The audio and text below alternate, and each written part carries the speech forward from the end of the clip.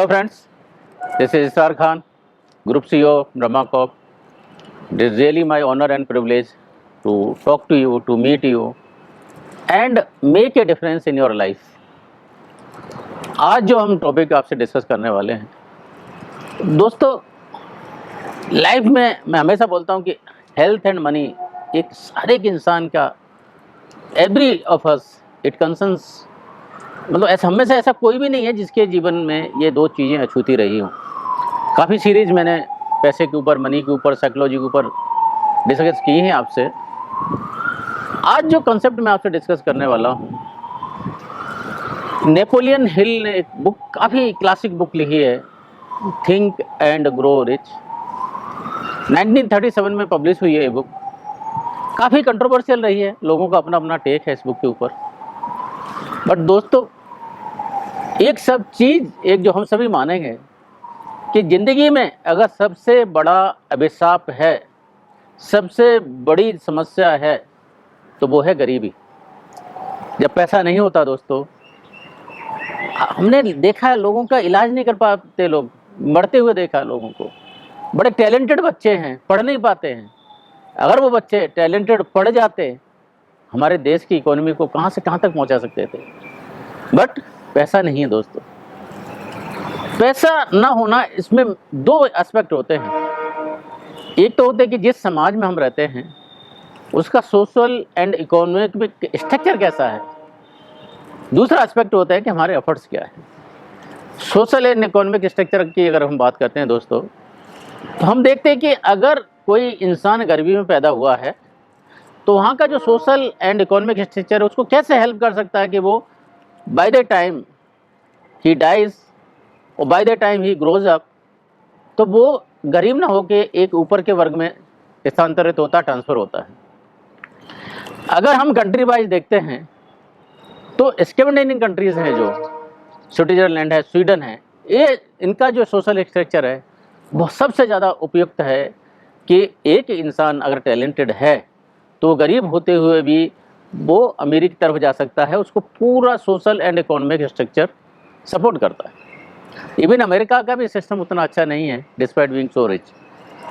Unfortunately हमारा अपना देश का जो सिस्टम है वो मोस्टली इंडिविजुअल ड्रिवन सिस्टम है। काफ़ी हद तक इंडिविजुअल को ही एफर्ट्स मारने पड़ते हैं। समाज के, सोसाइटी के इकोनॉमिक जो एफर्ट्स हैं वेरी फार एंड फ्यू। तो दोस्तों, आज जो हम डिस्कस करेंगे आपसे सोसाइटी के बारे में, तो हम कुछ बदल नहीं सकते। हम क्या बदल सकते हैं? हम अपनी सोच, अपना एफर्ट्स, अपने एफर्ट्स का डायरेक्शन, ये सब चीज़ें बदल सकते हैं दोस्तों। तो सबसे जो इम्पोर्टेंट चीज़ होती है अमीरी और गरीबी की, मैं दोस्तों बोलता हूँ हमेशा सोच का फ़र्क होता है।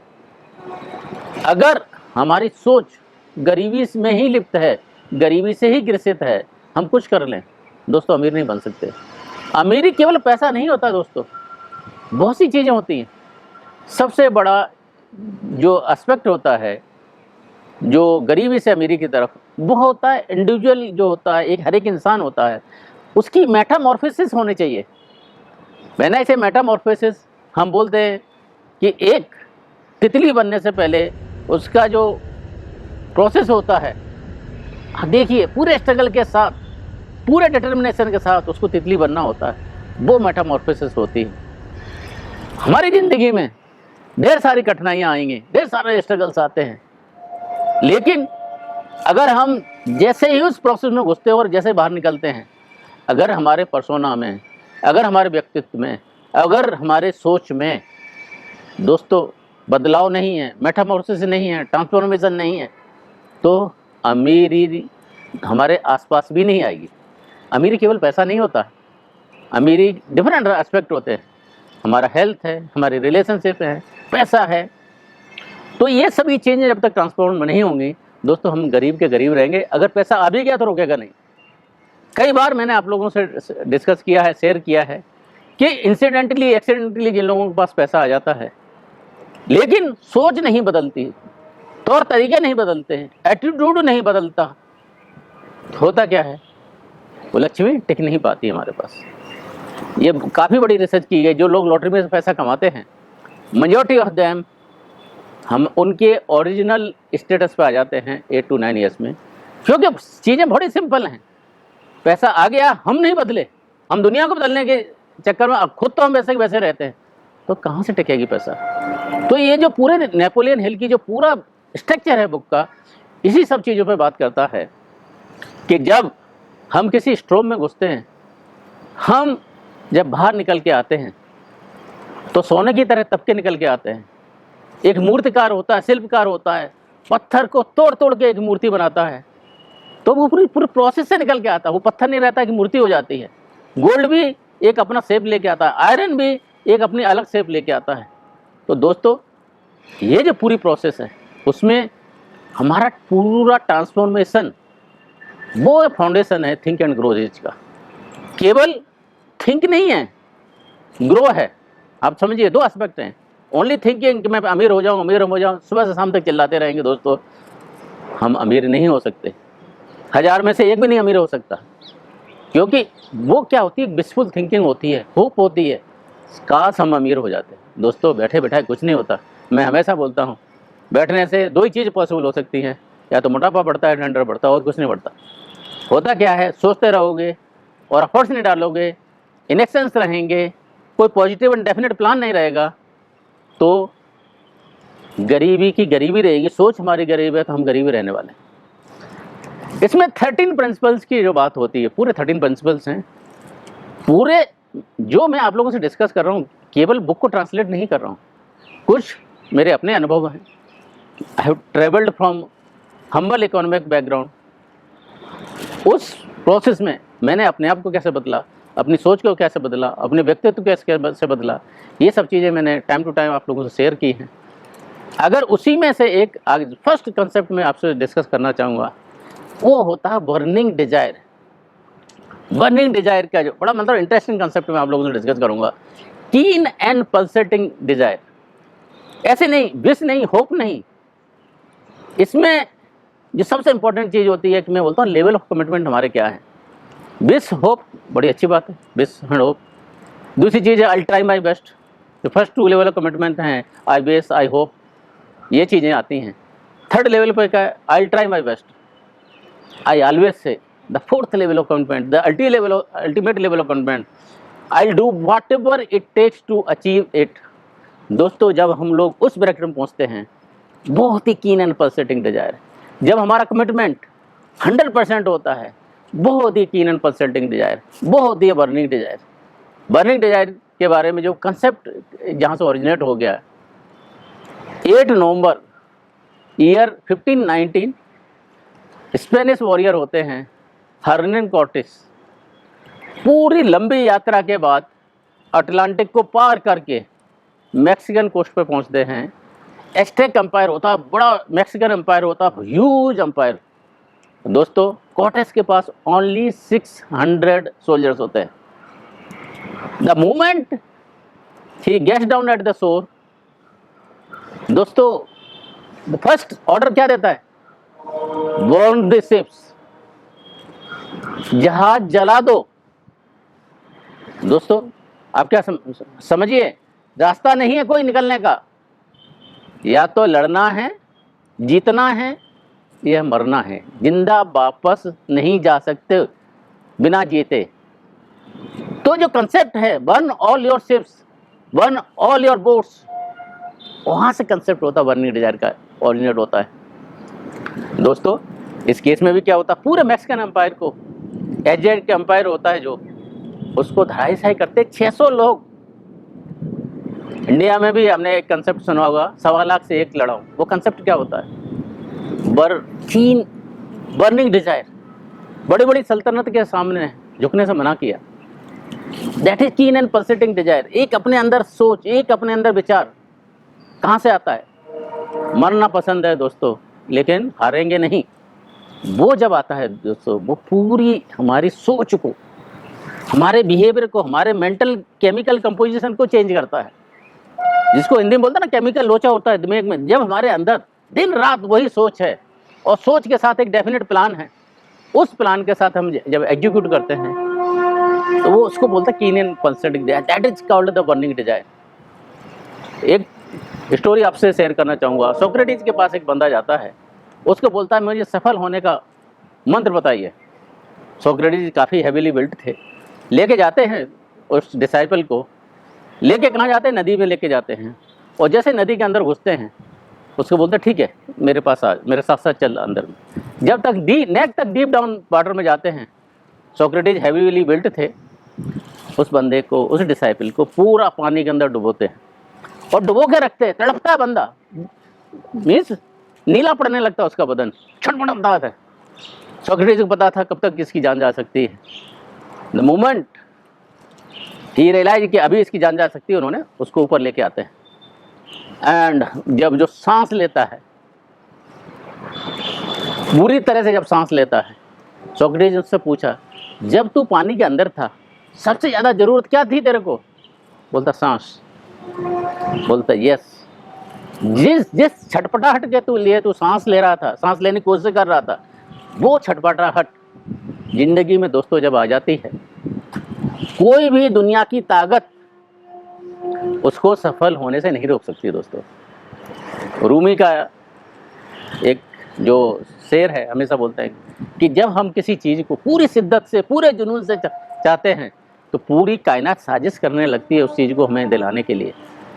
हमारे अंदर होता क्या है कि हमारा कमिटमेंट अनफ्लिंचिंग नहीं होता, हमारा कमिटमेंट अनवेवरिंग नहीं होता, हम चाहते रिजल्ट उससे मिले। दोस्तों, एक एडविन करके शख्स हुआ करते थे, उस बंदे ने डिसाइड किया कि मैं थॉमस अल्वा एडिसन का बिजनेस पार्टनर बनूंगा। दोस्तों, इस स्टेज पर उसको पता नहीं कि कैसे बनूंगा, कोई प्लान नहीं है, कोई डेफिनेट प्लान नहीं है, ट्रेन के पैसे नहीं है। उस ट्रेन में, मालगाड़ी में बैठ के जाता है, पहुंचता था थॉमस अल्वा एडिसन के पास में, और जाके सामने खड़ा होता है तो पूछते भाई हाँ क्या चाहिए तुमको? बोलता मुझे आपका बिजनेस पार्टनर बनना। Business partner? भाई तुम्हारे पास क्या एबिलिटीज है, क्या? बोलता मेरे पास अनडिटरमिन्ड, मतलब मुझे जो कुछ बोलोगे मैं करूँगा, झाड़ू मारोगे, पोछा मारोगे, करूँगा। दोस्तों, उसको और टास्क देते हैं, सालों सालों ऐसे काम करता रहता है। अल्टीमेटली थॉमस अल्वा एडिसन का बिजनेस पार्टनर बनता है। दोस्तों, उसको बोलते बर्निंग डिजायर, उसको बोलते कीन एंड पल्सेटिंग डिजायर।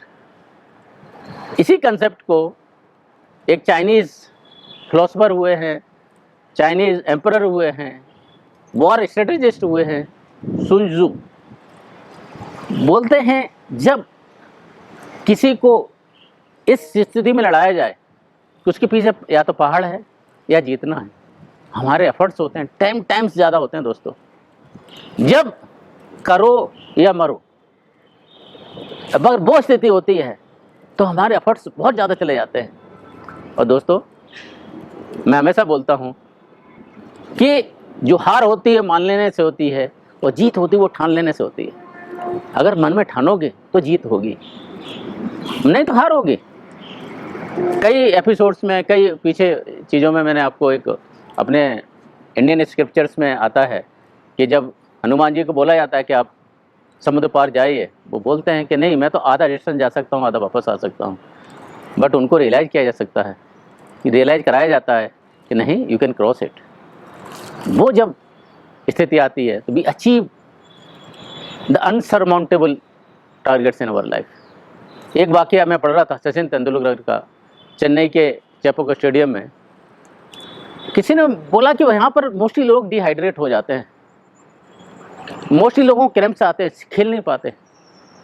तो पता क्या चला कि भाई वहाँ के एनवायरनमेंट में जो आपका परस्पिरेशन लेवल होता है बहुत ज़्यादा होता है, तो इसमें आपको सॉल्ट और पानी बनाए रखना बहुत ज़रूरी होता है। फिर उन्होंने फर्दर स्टडी किया कि भाई कैसे ये मेंटेन कैसे किया जा सकता है। तो उन्होंने बोला इतने आवर्स पहले अगर पानी पियोगे तो आपकी बॉडी में रहेगा। रात में अलार्म लगा के इतना बड़ा बैट्समैन हर एक आधे घंटे पर सॉल्टेड वाटर पानी पीता है, एंड दोस्तों पूरे दिन क्रीज पर रुकता है। वो होती बर्निंग डिजायर कि मुझे परफॉर्म करना ही करना है।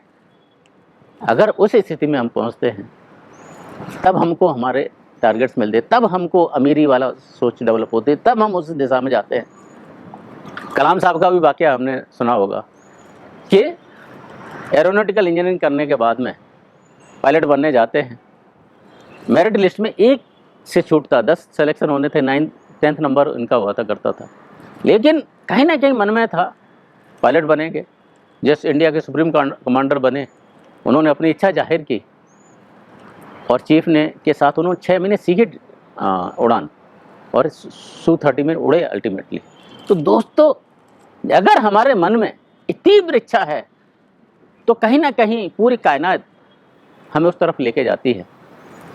ऐसे ही जितने बड़े बड़े साइंटिस्ट हुए, जितने चाहे कोलंबस हो, कोपरनिकस हो, अल्बर्ट आइंस्टाइन हो, थॉमस अल्वा एडिसन हो, हमारे अपने विक्रम साराभाई हों, सतीश धवन हों, कलाम साहब हों, और तो छोड़िए हमारे जो फ्रीडम फाइटर थे, कहीं ना कहीं एक थी कि हमको स्वतंत्र होना है, प्रतंत्रता की जकड़े जो सांकले हैं, चेस हैं, निकलना है। वक्त कितना ही लग जाए दोस्तों, हम जरूर उससे बाहर निकल के आते हैं। तो बर्निंग डिजायर में जो नेपोलियन हिल साहब जो 6 स्टेप का फॉर्मूला बताते हैं, तो पहले तो बोलते हैं कि भाई जो भी आपको पैसा चाहिए आप अपने दिमाग में स्पेसिफिक अमाउंट लिखिए, और लिखिए, पेपर पर लिखिए। आपको से फॉर एग्जाम्पल इस साल तक 1 करोड़ रुपए, 10 करोड़ रुपए जो भी है, आप अपनी करंट कैपेबिलिटीज को विजुलाइज करिए, उसके हिसाब से लिखिए। लिखा।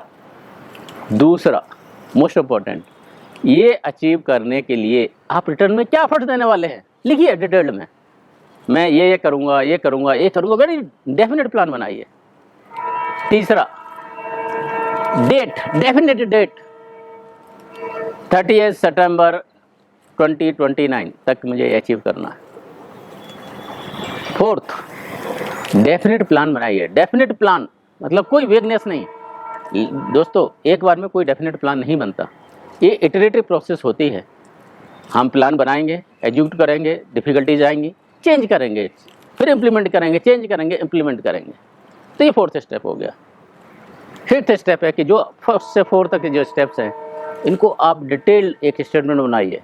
स्टेटमेंट पूरा क्लियर कि I do this, I achieve this by this date, I do this plan of action. And most important दोस्तों, पूरे अपनी विश को, अपनी डिजायर को, पूरे स्टेटमेंट को सुबह शाम पूरे कन्विक्शन के साथ में पढ़िए, उसको यकीन करके पढ़िए। दोस्तों, जो भी हमारा ब्रेन इमेजिन कर सकता है, कंसीव कर सकता है, हमारा दिल जिसको यकीन कर सकता है, वो चीज़ हमको अचीव करने से लाइफ में कोई नहीं रोक सकता। रोकते हैं तो हमारे अपने डाउट्स होते हैं, सेल्फ डाउट होते हैं, हमारे अपने लैक ऑफ कन्विक्शंस होते हैं। तो जो सबसे बड़ा स्टार्टिंग पॉइंट है, फाउंडेशन पॉइंट है ट्रांसफॉर्म होने का, अमीर बनने का, रिच बनने का, वो है burning desire, unwavering faith, unflinching commitment. तो दोस्तों, अगर ये चीज़ हमको डेवलप कर पाते हैं तो ज़िंदगी में हमको ट्रांसफॉर्म होने से, अमीर होने से कोई भी शक्ति नहीं रोक सकती। हाँ, डिफीट्स आएंगे, टेम्परेरी डिफीट्स आएंगे, और होता क्या कि हमको तब छोड़ना नहीं है, गिव अप नहीं करना है, क्विट नहीं करना है। आप देखिए मेरा एक वीडियो, मैं लिंक शेयर करूंगा इसमें, कि why never to give up, why never to quit. जब हम क्विट कर रहे होते हैं दोस्तों, मानिए इन्होंने, जो नेपोलियन हिल साहब ने 500 लोगों के ऊपर, सक्सेसफुल लोगों के ऊपर रिसर्च की, और ये पाया कि मोस्टली जो लूजर्स होते हैं वो कहीं ना कहीं सक्सेस से जस्ट थोड़ा पहले ही एफर्ट्स को छोड़ देते हैं। So winners never quit, and quit, जो क्विटर होते हैं दे नेवर विन। तो जो हमारे आसपास ही सक्सेस होती है, इसके बारे में एक इंटरेस्टिंग स्टोरी आपसे शेयर करना चाहूँगा। इसी बुक में शेयर करती है। डार्बी करके कैरेक्टर होता है, रियलिस्टिक कैरेक्टर होता है, इंश्योरेंस में सेल्स से बहुत पैसा कमाया होता है उसने। फिर उसने बोलता है कि सोना हम निकालेंगे, सोना खोद के निकालेंगे।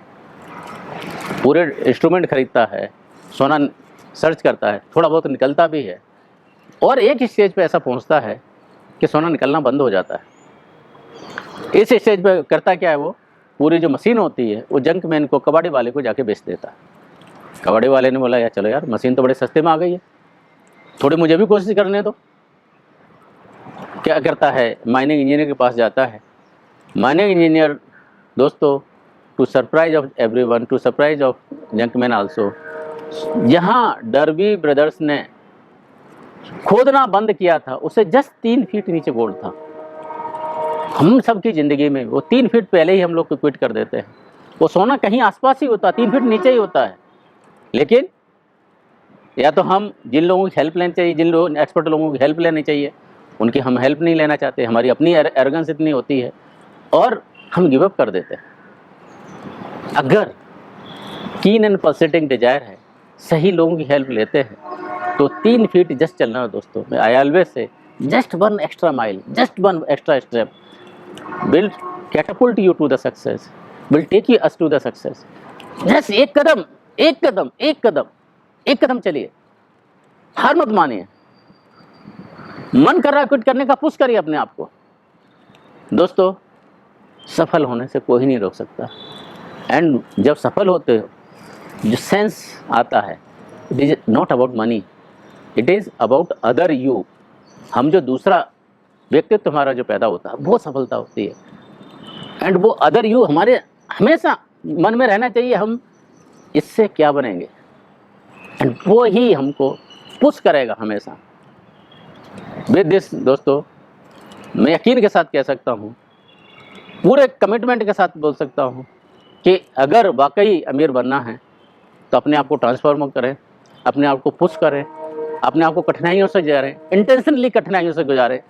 अगर कन्वीनियंट ऑप्शन है उसको ना चूज करें, डिफ़िकल्ट ऑप्शन चूज करें जो हमको बेहतर बनाएंगे। विद दिस होप कि each one of you will kindle that burning desire in you, like what was done by Hernan Cortes.